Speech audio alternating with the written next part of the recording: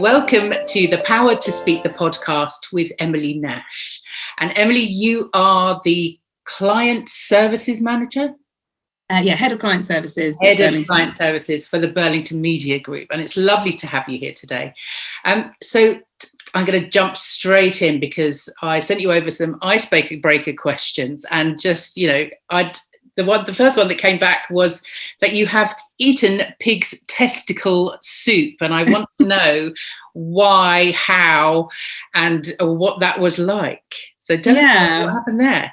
So I've done quite a lot of travel through my experiences through work.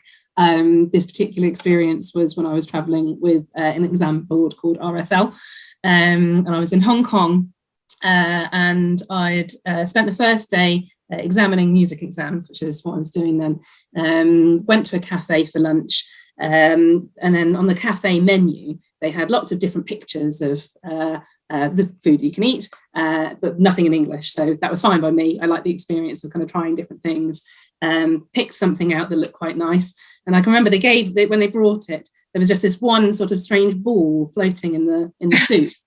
And I did look at it and think, oh, that's a bit strange. Let's just try it and see. And I can remember it was all right. It was a bit gristly. And then anyway, I ate it all. And then the next day came back with a colleague who I was working with.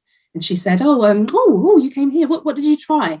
And I said, oh, it was this one on the menu. And she literally went, oh, pig testicle soup. So it was just one of those random moments where, you know, fortunately it was a day ago, so I didn't feel too bad. But it was good to have tried it by accident, effectively. Did your stomach suddenly go, oh my God, ooh, I can't believe I did. I did. Eating. I did, absolutely. And it's difficult though, because I was with someone who was born there, and I didn't want to offend her by saying, this is horrible. And in all honesty, it wasn't horrible. It just wasn't what I was used to. So absolutely. I think if I'd have known, it wouldn't have been something I'd have tried. Yeah. It sounds like something out of Celebrity, Get Me Out of Here. I know. Yeah, absolutely. Yeah. Oh, I could never do those things. Absolutely not, especially with the live bugs. No, anything with legs. No. So tell us a little bit then about how, because you, like me, have had a bit of a sort of a jungle gym career. Yeah. You know, I mean, it's not this kind of start at the bottom and get to the top. You know, you've kind of gone all over the place. So how did your career start? Let's go back to maybe, you know, what did you study at school? What did you want to be when you were a little girl? So when I was very little, I'd always known I wanted to do something in music. I played piano, I sang, I played guitar, I played the cello as well when I was younger. Really wanted to do something in music. And as that progressed, I wanted to do film editing. I wanted to become more involved with the sort of technical aspects of music technology and all sorts. So I ended up doing a music and music technology degree at Keele University.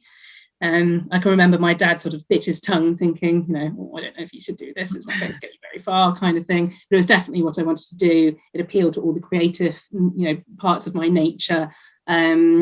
And it was a really great degree, a really, really interesting experience. I absolutely loved working with the people I worked with. I loved my lecturers.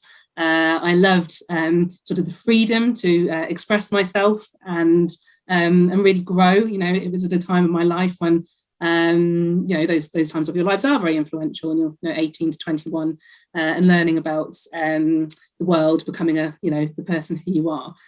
So I really wanted to go into, like I said, sort of music editing, composition, performing even. I did a lot of, open mic nights, those kind of things. I had my own bands that I was in. And from there, I went into teaching. I was teaching alongside university, and I did private tuition, which was lovely. Allowed me to see an awful lot of young people, not actually that far away from my age myself, kind of growing up and developing themselves in a musical, creative environment. And then through teaching, after I'd had a fair few years of experience, I went to become an examiner at Rockschool, or RSL as it's known now. And RSL is a music exam board. It offers the same level of qualifications as classical exam boards. And you can do, for example, a rock guitar exam, or you can sing in soul or blues, or you can play funk pieces in your drum exam. So it's a really expressive, really kind of open, creative environment for young people to thrive in. And through Rockschool, I was able to do a lot of traveling. So I went all over the world, went to many, many different countries, a lot of Asian countries, Australia, a lot of European countries, and examined. So in a nutshell, after then, I became business development manager for Rockschool. I moved down to London and still continued with my traveling and all sorts. And that gave me sort of quite a clear route into sales and to business development. So I progressed from this sort of very musical, very creative environment to a more customer focused, a more sort of business development role. And then from there, I went to where I am now, which is at Burlington Media Group, which completely differently is a group for publishing and events for legal business managers. So I now do client services there. So a very kind of, as you say, sort of not quite a roller coaster, but a very in and out sort of route to where I've got to now. Yeah, I mean, it's so interesting, isn't it? How we kind of develop and take things, take things from our early life, but it doesn't matter which way we're going. We kind of we bring that creativity with us, which I think is great. I'd love to go back. We'll talk about the business development in a minute, but I'd love to go back to the Rockschool thing because I mean, did it come from the film? I assume it must have come. I think the film came after that. Actually, there was a program called Rockschool back in, I think it was in the 80s, which is sort of what it kind of developed from. But it's been around for a really long time. The first exams I think were available in around 1991. So it's. You think we're 2021 now. That's 30 years. It's been around. Lots of people worldwide have taken the exams, and it's a really brilliant way, as I said, for young people to get into the kind of music that they want and get the same qualifications. Yeah, and it's a great way to experiment as well. I used to do the exam board for LAMDA, which is London Academy of Music and Drama and Dramatic Arts, and it was a similar exam board. I think it was through Trinity. But again, working with young people on expressing themselves, really finding some kind of creativity. Obviously, in my case, it was with words and poetry and sort of drama and stuff. But it really is a fantastic way for young people to just dip their toe in and just get that absolutely and of performing almost. Yeah, absolutely. And you just I think in this day and age there needs to be so many more avenues for people to be able to express themselves and to be able to become the creative beings that they are through these different methods. And something like that board of exams really does give allow for the opportunity for that. And for me personally, it's not only allowed for sort of my creativity to shine, but it's also given me so many more opportunities to learn about the world. We did, like I said, awful lot of traveling with Rockschool. I used to spend 2-3 months at a time out in different countries by myself, learning, working and learning about that country. And the sort of the environment that produces for you is really, really incredible. You don't get many opportunities like that in your life to go and visit lots of different cultures, understand lots more about people, about how they react to things, about how they accept things or not. And in trying to sort of reach people and sort of develop your own personality and your own experiences and how you need to be in the world is or can be greatly influeed by doing something such as travel. Yeah. But I think the allowances for that in my life have been really life-changing. Yeah, I mean, it broadens the horizons, as they say. It's really for you. I mean, the culture of eating pig's testicles. It's that wouldn't come without actually traveling to different countries and seeing how other people live. And actually, in lockdown with Zoom, I've been able to not go global, but to be in other people's living rooms all over the world, and you really get this kind of idea of how other cultures live, and actually, we all have a different way of looking at life, whichever country you come from, whichever culture you're brought up in. But actually, we're all the same, really. People's living rooms are pretty much the same all over the world. Absolutely. And isn't it lovely that we've all had that opportunity to see sort of more into people's lives, not in a nosy or sort of a privacy invading way, but just in, as you said, in order to be able to see everyone as a human being. Everyone has that same essential, living set up. Everyone has their own space. Everyone has their own, challenges to deal with. For example, with children, with pets, with multiple other things, and to be able to sort of have a little piece of that and understand more about it, I think is one of the good things that have come out of the pandemic. Many bad things, but a few good things have come. No, absolutely. And in terms of Rockschool, though, I had to, when I was doing Lambda, I had to take one of the exams to kind of know, so that I knew what it was like to go through one. Did you do that for Rockschool? Did you do any of the exams? I did, and I did that voluntarily before I applied to be an examiner. My students were doing. I was teaching my students to do the exams, and I had been brought up in the classical way, so I had done ABRSM exams, Trinity exams. I think I'd done London College of Music exams as well, and so by the time I came to teach Rockschool, I wanted to know myself more about the exams and understand it. Well, the really lovely thing about that syllabus that I did in particular is that they did have, whole kind of bars, whole sections within the pieces for you to improvise. And you could sort of choose how much improvisation you wanted to do as you rose through the grades. And it was a really, I found that really wonderful. First of all, from my classical perspective, I was like, oh my goodness, what have I got to do here? How am I going to teach people what to do here?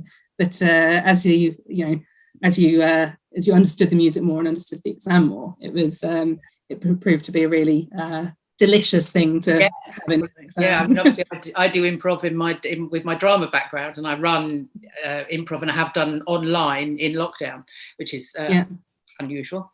But and if people that have listened to this podcast before will hear me, I think I mentioned it every single podcast that I've done so far, is this thing around improvisation and how freeing it is and how it just gets the brain ignited.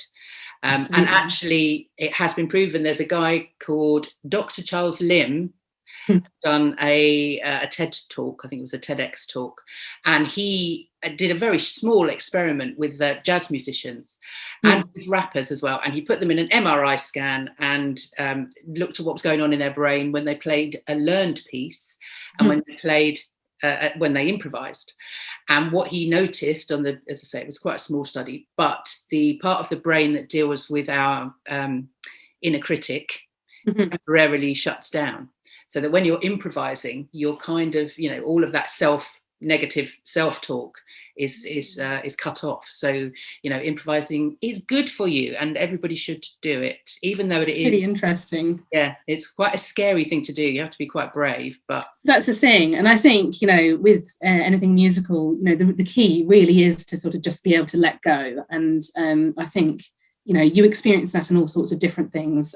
So, for example, this year I've taken up meditation to try and kind of deal with some more of the kind of, anxiety, sort of, stressful symptoms that you get from being in a pandemic situation. And I've always thought meditation is quite sort of an airy-fairy thing to do.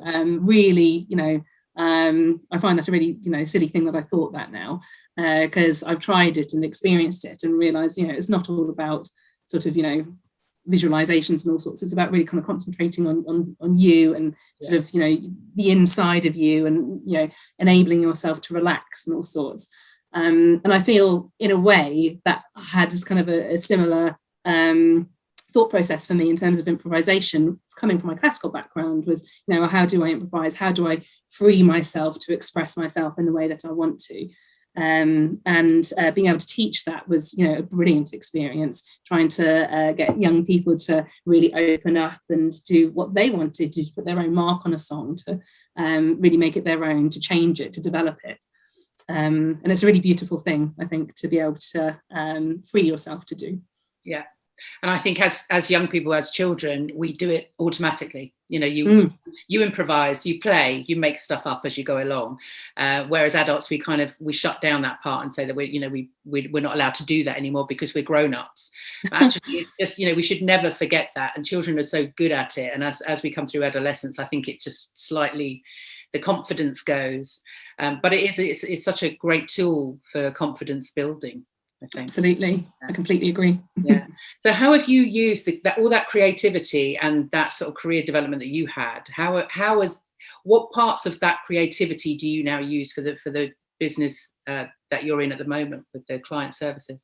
So what I do now is very much around sales, around customer success, around account management, relationship management. And I suppose, even the improvisation links to that in a way, because it is about confidence. It is about, branching out and doing something you might not be so comfortable in doing. I suppose more than anything, really, the travel aspect of what I've done has had a huge, huge influence on what I'm now able to do. So in meeting lots of different people, in understanding sort of what their differences are, I feel that sort of when I sell to people, I don't even feel like I sell to people. What I do is I help my clients become, do activities that is going to enrich their businesses. And I think in doing that, you have to be nice, you have to be transparent, you have to listen to what your client says. And I feel that that's something that I've developed from listening to lots of people as I travel around, to listening to lots of music when I travel around, to playing gigs randomly when I've been in different countries, to just sort of learning about what people's needs are and understand more about them. And I think you get that from the expressiveness of music, but you get that from just being with a lot of different people. And I think doing that by myself really, really helped as well, because I didn't have anyone else there to influence me from my background, really. It was all about sort of just me sort of absorbing everything that was there. And I find that being able to translate that into a client services role means that I can listen to what my clients want. I can understand what their needs are. I can build relationships with them, and I can have more confidence to do it as well. Yeah. I am probably one of the least confident people I know, really, inwardly. I have to make myself be confident, and I have to push myself to get there. Yeah. And I think that those experiences have, been a massive attribute to that. Yeah. But I think you say that, but I think most people probably do feel like that about themselves. But actually, because we're also good at hiding that we kind of, fall out. We fool everybody else, but inside we're all kind of go, oh no, I'm not sure about this. Absolutely. Did you ever use music as a way to break down barriers when you were in other countries?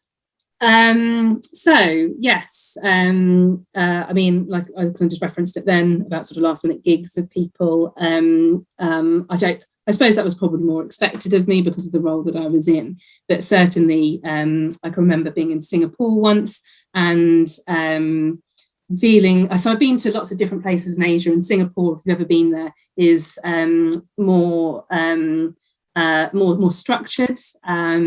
It's basically city. The country is the city. So I've kind of gone from all these different places where I was sort of hiking in all sorts of different places, going through slums in India and all sorts, and you had sort of this really nice ordered structured country.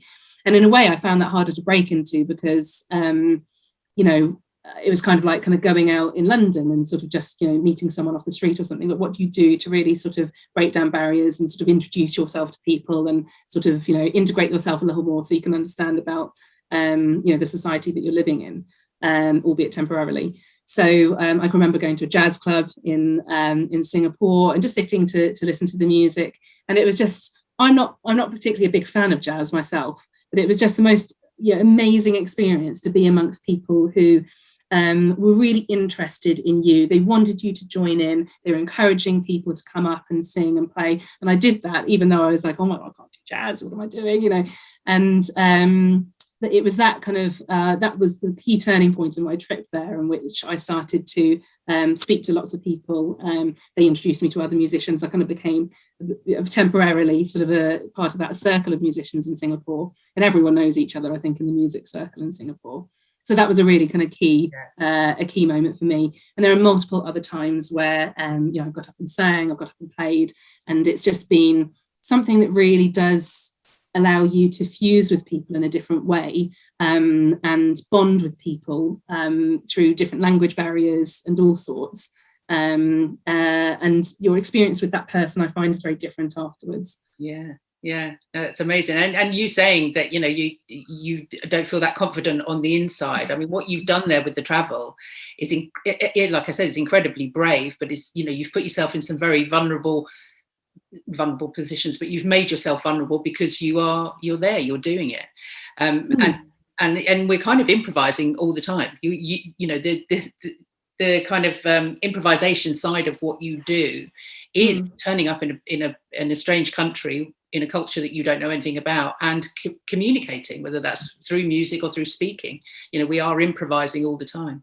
Absolutely, I completely agree. And there's something about kind of stripping it back to that raw nature. When you say vulnerable, that really resonated with me, because that is how I felt a lot in you know, in different countries. I feel like that sometimes at home. I feel like that sometimes when, you know, I'm speaking to new people. I've got to make an impression. I'm sure everyone does. And I think sort of just being able to strip it back to that sort of that rawness allows you to sort of go back to basics and develop from that point.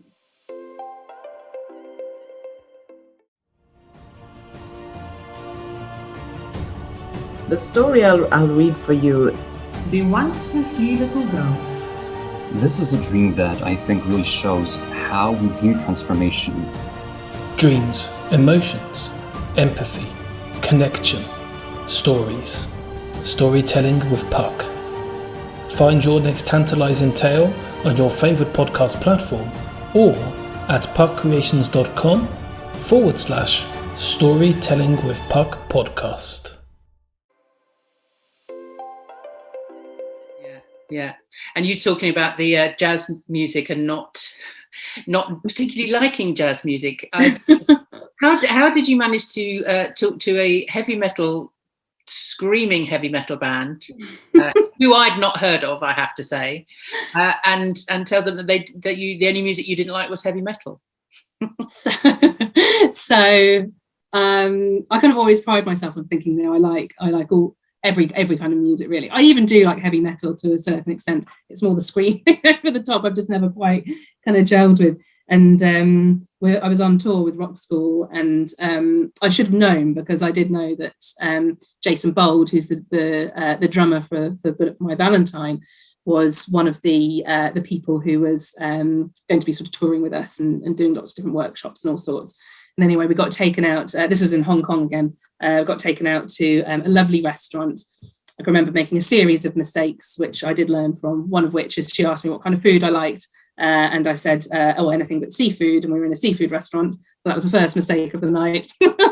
And then the second mistake was that I got talking to Jason, and he was asking me all about me, about kind of the bands I played in and all sorts, and what kind of music I liked. And I just looked at him and was like, "Oh, I like anything, you know, I really like everything, but I don't like screamy metal." I can remember him going,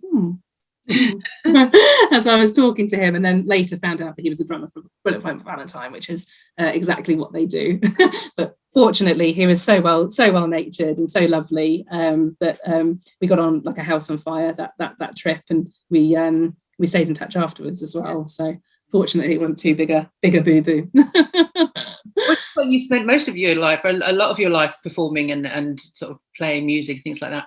During lockdown, how have you used that creativity, that side of you? I mean, obviously, you said about the meditation, and the meditation as a way of sort of dealing and helping with your well-being. But do you still play? Do you still sing?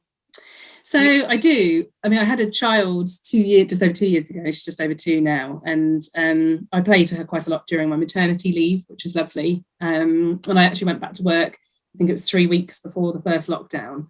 And I think sort of from then till now has actually been quite difficult to do the stuff I love doing, i.e., playing music, playing with others. I used to do sort of a regular spot at an acoustic night in Hammersmith. That's shut down. We don't do that anymore. And it's been difficult. It's been a difficult time to kind of keep up those sort of creative practices. But more recently, within only the last few weeks, I'd say, I found sort of more time to do that. And I think for me, music is more of an escape. So it's something about me time. It's about being able to be expressing myself. If my husband's out for the evening and my daughter's in bed, I'll go to a room where she can't hear me and sing as loud as I can and kind of play the piano and do whatever I want to do to have that kind of release. So I think music for me is that release at the moment. And I would like to do a lot more of it when we can kind of play, in bands where we go out and do more music wise again. But one thing I have been doing is listening to a lot of music in lockdown, and I think that's been one thing that's been really, really accessible, really really good for my mental state, and good for just sort of improving my knowledge of what's out there, and liking lots of different music. Yeah, my last podcast guest was a cellist called Ollie Mansfield, who's fantastic, and he, in lockdown, because obviously he was part of orchestras and recitals, he does a lot of teaching too, but not being able to go out into venues and actually play was quite difficult, so he started front room concerts online and has enabled other musicians to actually continue performing right the way through lockdown, to audiences. And he said he was sort of saying how it sort of changed the format of performing, especially classical music, because classical musicians quite often they kind of play in collaboration with others, but they kind of live in this kind of little silo of not really engaging with an audience. Whereas obviously he was saying that during lockdown it's kind of a two-way interactive stream, when they're streaming music and things. Absolutely. So have you watched any live streaming, or have you sort of mostly from friends when I who have their own bands? So I kind of my favorite kind of things to listen to is usually very niche. Niche seems to be sort of a habit of a lifetime. So the business I do now is very niche, but I like listening to kind of all sorts of weird and wonderful music. Some stuff that I listened to that was weird and wonderful isn't so weird and wonderful, and more mainstream of things now. But I love, more than anything, I like really raw acoustic music. I like to really be able to listen to the lyrics and the vocals of a song. So sort of, something, a simple sort of ensemble and a really kind of clear singer over the top is what I like to listen to. So yeah, absolutely. Sort of in terms of streaming, my friend Abby, who lives in Scotland, she moved to Scotland a while ago with her husband Andy. They do a Friday night show pretty much every Friday on Facebook. So that's sort of the biggest thing I've been listening to, I think. But yeah, I'd like to do it. I'd like to do a lot more, and I'm looking forward to those times when we can. Yeah, definitely. Yes, more power to getting back out there. I've been out literally this last week and done a couple of networking in face-to-face, which has been lovely to actually sort of see people, and people that I feel like I've really connected with online. And God bless Zoom. It's amazing to keep everybody connected, but there's quite the same as actually seeing people face to face. I completely agree. Yeah, we've gone into the office a few times recently, just for things that are so much easier and better to do face to face. We're hopefully starting to see more people in person now. A couple of people in my company have already started to have face to face meetings, which has been really good. They've been fully vaccinated, so they're more feel, I suppose, more at ease at doing it.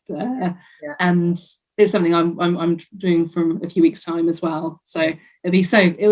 I think the thing about Zoom and Teams and anything virtually is that you do have to kind of look at every aspect of someone's face. You have to kind of really kind of concentrate on exactly what's going on all the time, and you don't really see in your peripheral vision. You're just very, very focused, on what's in front of you. So that even that experience in itself is much more developed when you're face to face. You kind of absorb much more of your surroundings. You feel different. You can act differently, and I think that's something that will be really nice to do in conjunction with Zoom and Teams, I think. Yes, I know. I think there will definitely be a hybrid of some sort. I mean, absolutely getting back into face-to-face meetings has been brilliant. But what I've loved is going to sort of different meetings and ending up in breakout rooms. You can get quite intimate, I suppose. It's sort of, just there aren't really any distractions. You feel comfortable because you're in your own space. And I think that's why some of the connections I've made during lockdown have been, quite meaningful, I think. So absolutely, yeah. No, I completely agree. I took my daughter out to the park on Friday, and sort of for the first time spoke to one of the other mums there and had a really good chat to her, and it was lovely kind of seeing her face to face, and we're going to go out to do a few more play dates and all sorts together. And it just felt like sort of the cloud is lifting, and we're coming to something more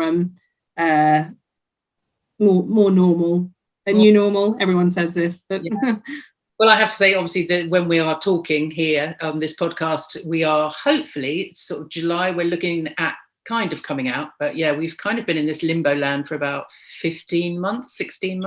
Yeah, madness, isn't it? Really, but it is.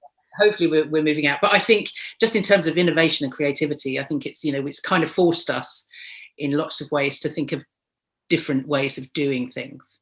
So in terms of your business now, and you were talking about niche earlier and how niche is a bit of a theme. The company that you're working for, Burlington Media Group, are quite a niche kind of company. How did you come across them, and how have you ended up working in this niche? And explain what the niche is. So Burlington Media Group is, so we do publishing and events for people who run law firms effectively. So, and we silo that down into different sizes of law firm as well, even. So we have a brand called Briefing, which targets or is for large law firms in the UK, of which there's about 130 law firms. And then we have LPM, which is for SME firms. We have another brand which is for all sizes of firm, and we have a data service as well. So there's quite, even sort of within the niche group that it is, there are niche brands within that. So that's sort of where my niche kind of part comes.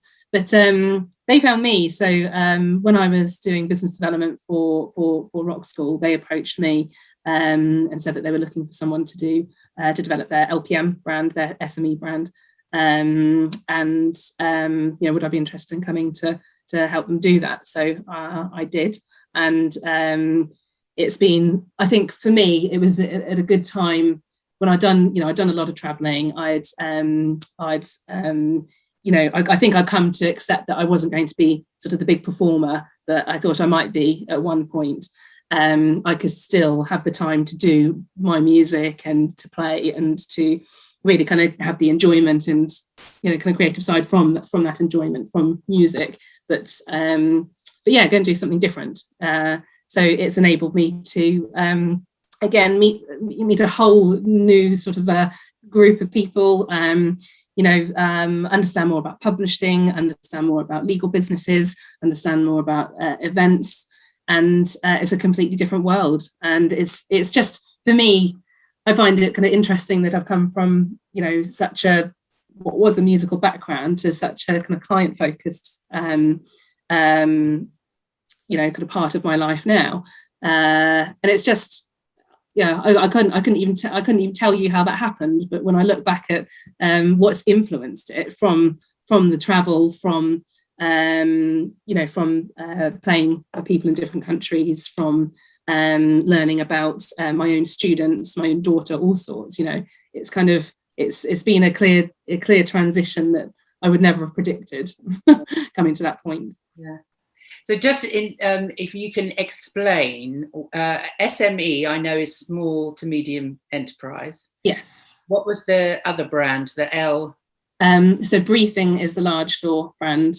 So Briefing basically publishes a magazine every other month, which looks into sort of really the finer elements of business management within legal. So it's looking at processes, it's looking at how businesses can become more efficient, more competitive. It looks at technologies that they can utilize in order to help them do that.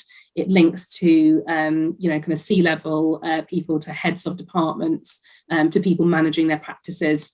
It might be people in HR, people in marketing, all sorts. It's all to do with the people who effectively run a law firm. So we have that magazine. We also do research and reporting. So we research the market and find out, things like strategy investment, for example. We do HSBC's strategy and investment report year upon year. We do the research for LexisNexis's Bellwether report, which is sort of trends within SMEs through LPM.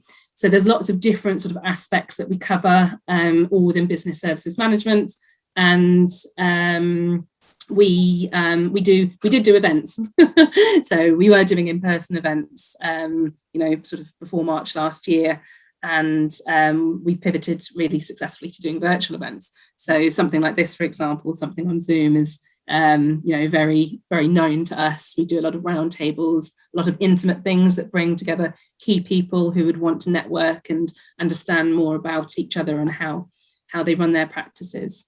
So we do hope to be doing more in person shortly, towards the end of the year, but not just yet. A few months to go. Yeah, it's quite a competitive business, I would imagine. The legal, there must be sort of quite a lot of competition between sort of legal firms and there is. But law firms are really interesting in that I know sort of in previous businesses I've been in, it's you see your competitors as being the bad guys almost, and the people who you wouldn't associate with. And if you ever left that company, God forbid, you go to your competitor, which you logically would do because they do the same things that you do, and you have those kind of skills to develop that business. But law firms are they tend to be sort of very open-minded businesses in terms of their competitors. They want to understand more about the other firms that are similar to them and firms that are maybe slightly bigger than them, people who are doing things perhaps better than them or whatever it might be. So networking is a really, really big thing for law firms, and understanding about the challenges or the pain points that the other business leaders have to improve within their businesses. So getting people together in terms of competitiveness, firms want to be able to do that networking and learn from each other and learn from sort of the bigger businesses or the smaller businesses and what processes or technologies are the best for them. And it makes for a really nice environment for us to work with, because we're there as that sort of that provider, that connector of information. So we work with a lot of people who supply to law firms, and we connect those people with law firms through things like our publishing and events. And that's where I come in to kind of facilitate those connections and help suppliers understand where they can help law firms and how we can best connect them. I do wonder whether, the law is something that's quite interesting to me, and I don't know if I think it's kind of from the reason that I am interested in acting and theatre and everything that I do. It's because there's a certain amount of storytelling and performing in a lawyer's or anything to do with that sort of courtroom. Yeah. And I just wonder whether, and go with me here, this is probably a bit off the wall, but just that kind of interesting people, to be interested in the way people tick, to be curious about how people work. That makes them a nice environment to work within, because they're interested in people. They're interested in, what's going on out there. So it's kind of quite open and quite curious. Yeah, and I think that people piece is really important for law firms at the moment. Understanding more about their clients, how they can interact with their clients, I mean, law firms, so portals is a really big thing for law firms at the moment, for example, because it's about how, sort of traditionally with a law firm, you'd call them up and, at a weekend they might be closed, or, you'd want to talk to them after hours after you'd finished work, and you couldn't get through to them in any ways. Law firms lose business that way. So the law firms that are becoming more successful are those ones who are, for example, having a client portal where you can, contact them at 12 o'clock on a Friday night if you wanted to, after your night shift finished, or whatever it might be. But that client piece, that kind of understanding clients, and that kind of that story piece, I suppose, is more and more of a bigger thing, and firms are having to become more creative in the way that they develop their technologies and their processes to be able to encompass that. There's a lot. I mean, technology is such a huge thing for law firms. The amount of technology they use, the amount that they have to develop themselves and their businesses to meet clients' needs is really quite staggering. And that's why you get so many innovators within legal, because they're leading the way. If you have a look at people, firms like DLA Piper, who lead the way in, cybersecurity, for example. So law firms are targeted a lot for the details, the amount of details that they hold. So being a thought leader in that aspect is critical for law firms, and something that law firms strive to become. Yeah. Is there anything in particular that law firms, and specifically what you're doing, is there anything in lockdown that has come out that they've been forced into changing or innovate, doing something innovative with? Anything specific that you've seen come out of lockdown? Well, so certainly the client piece, is a really, really big thing. Law firms typically have been quite, not adverse to using cloud, but sort of they certainly, the cloud technology has been a really, really big thing. So, law firms, like many businesses, weren't set up to do, or a lot of them weren't set up to do, working from home. So the security issue is a really, really big one around that. How do you make sure that, someone's not got weak internet or weak passwords or whatever when they're working from home? Has everyone got the technology, the laptops, the screens, just simple things that they need to do their day-to-day job? And for a lot of people, the answer was no. I mean, for some law firms, the answer was yes, absolutely. But the vision of how people work and how people can manage their families, how people can manage their work-life balance, has been a really, really, really big change for law firms, as it has amongst many industries. So we've just finished a research piece recently to see how law firms see themselves going back to work, whether there'll be many people working from home or not, whether there'll be hot desking, whether they need office space that they've got at the moment. And there are really big changes happening within the industry at the moment. Although there are a certain set of traditional law firms who believe they'll be going back, fully to the office. But it'll be interesting what the staff reaction is to that. What will actually happen. Yeah. No, I think flexible working is something I think that will certainly change across every industry. I think just in terms of how people work now.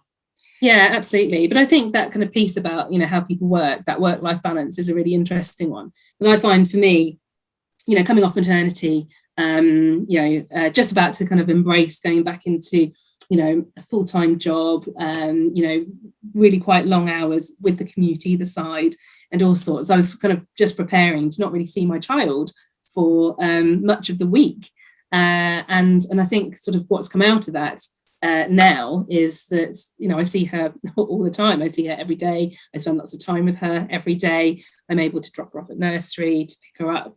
I'm able to spend the time I would have spent commuting doing other things with my life. I listen to podcasts quite a lot, for example, and I think that sort of that the ability that's given not everyone but a lot of people to develop themselves and to become innovators themselves through the time that it's given many people back. I think that's a really wonderful thing that has been a benefit that's coming out of the pandemic. Not that any of us would have wanted it to happen. No, that's it. No, but it's it is what it is, and we've been put in this position, and I think we've had to, and I think lots of people have adapted and have used the time to the best of their abilities and new and more exciting things are ahead. Absolutely. So in terms of all the things that you do, the research, the publishing, the events, what is it in your job that you enjoy most? People, definitely. So talking to lots of different people, to being able to, I do see myself as someone who helps people. So it's trying to think out of the box for what someone wants to achieve. People's ultimate goal, who I work with, companies who I work with, is often they just want to meet law firms. Obviously, they want to increase their own revenue. Obviously, that's something that businesses strive to do. But at the end of the day, they want to do it in creative ways, and I have to be able to, think of things that we can do to that will match what their ultimate goals or their ultimate outcomes are. And as a business, we have to be creative in being able to deliver that, and to really kind of understand where challenges lie and how we can best help resolve them. The opportunities that we allow for that through thought leadership, through creative sessions and all sorts is really quite wonderful to work with. Just a very kind of quick example would be, we had one company doing, I'm falling back on cybersecurity here, but it was just an interesting piece. So they did a cybersecurity session at one of our events, and they did. They asked us for the list of firms who was coming. No more, just a list of firms who were coming to the event about a week before. And then they went on the black market and found out all of the passwords they could for all of the firms. And I think they had at least one password from at least one thing that might have been LinkedIn or Facebook or something. But they had one password from everyone who was at the conference. And they did their session, said, if you'd like to come to our stand at the end, we have your password, a password from every single person here at our stand in an envelope. Come and get it off us, and we'll see what we can do for you to help so you stop this from happening. So that was pretty successful for them that time. So it's very creative as well. How do you define creativity then? I mean, obviously you've come from a music which is what people would expect to be creative, but people don't necessarily expect the legal business to be creative. So what is your definition then? Because I know you are very creative in the work that you do right now. What would my definition be? I suppose, thinking outside of the box is a very important sort of part of it. So it's not sticking to a defined set of rules for a certain outcome. So the things that the way that you can be creative is to have a good understanding of core obstacles or core objectives, and being able to innovate and creatively understand ways of improving them to reach your ultimate goal. Yeah, no, I absolutely agree with that. Absolutely. So what's next for you then? What's next for Burlington Media Group? What's next for Emily Nash? So business-wise, then it's very much about sort of the in-person return. So it's about how we are going to do this to effectively manage everyone's expectations, but also come up with things that are creative, that are innovative, that do bring law firms to the next level, that do help them, improve their businesses in a different world, in a different environment. So that will be, really interesting to see where things go from now. And we're working on our stepping stone events at the moment to bring people back together while there's still social distancing and different requirements in place. For me, I would really like to develop the musical side of what I do now, because I feel like I've given a lot of time to raising my daughter in a pandemic, which is kind of limited time to do things other than that. So I'd love to start playing again in public, and I'd love to start playing with other people. I think that's a really big part for me that will spark off my creativity for the future. Yeah, for well-being as well. I think absolutely. So where can people find you? Obviously on my board here I've got your LinkedIn. Yes, can find you for your business. Is there anywhere else that people can connect, especially if they want to play music with you? So that would be through my Facebook page. My name's Emily Phelps on Facebook, because that's my married name. I can send you the link for that. That might be quite good. I was previously playing in a duo called the Harmonics, Harmonics with an X on the end. So you can go on there and check out some of the songs that we had on there, which I'd love to start up again with my friend Melissa, who we still meet and play sometimes. And Burlington Media Group, you can see sort of all about our business there, which is burlingtonmedia.co.uk or lpmmag.co.uk for the LPM brand, and briefing.co.uk for the large law. Brilliant. Well, I'll put all those links in the description below on the YouTube, and I'll make sure it's out there for the audio audience too. But thank you so much for your time today. It's been so fascinating to talk to you, and I can't believe you've just did that whole creativity of the music and then bringing it into the legal thing. I mean, it's who knew that was that could happen? I think it's brilliant. Well done. Amazing. Thank you very much for having me. I really appreciate it. Thank you, and enjoy the rest of the summer. Yes, you too, Jackie. Thank you.